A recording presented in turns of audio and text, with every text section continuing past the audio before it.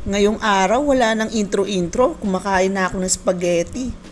Lasap na lasap. Pero syempre, di mawawala ang pagka-uto-uto ko kay wife. Sabi niya, gigising daw ako nang nakapikit eh. Tapos panaginip lang pala na kumakain ako ng spaghetti.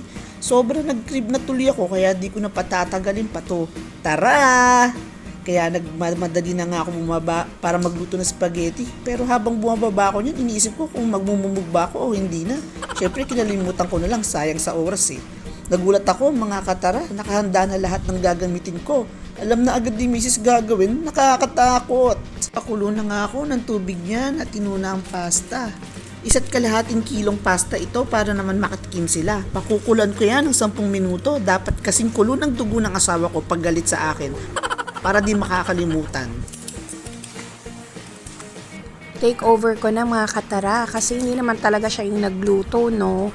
So, nagpainit na ako dyan ng kaldero at naglagay ng konting butter and konting oil. Tapos, sinunod ko na ang paggisa ng bawang at sibuyas. Yan yung mga aromatics na importante pagdating sa spaghetti. After 30 seconds mga katara, sinunod ko naman ang giniling. 2 klase nga pala yung ginamit ko dyan, beef at saka pork. So, hayaan lang natin siya na magtubig at kumulo hanggang sa mag-evaporate yung tubig. Yan. After nyan mga katara, naglagay naman ako ng garlic powder at saka ng pepper. Halu-haluin.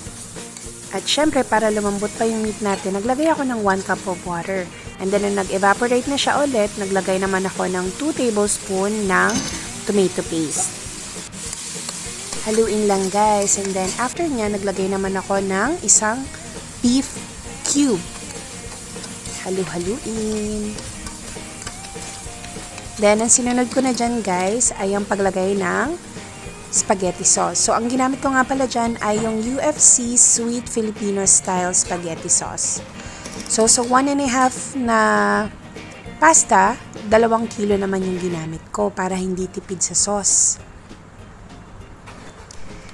Hayaan lang natin kumulo guys. At pag kumulo na, maglagay tayo ng 1 tablespoon ng soy sauce. Pandagdag alat at pandagdag kulay lang. Sinunod ko naman dyan yung kalahating lata ng condensed milk. Mix well.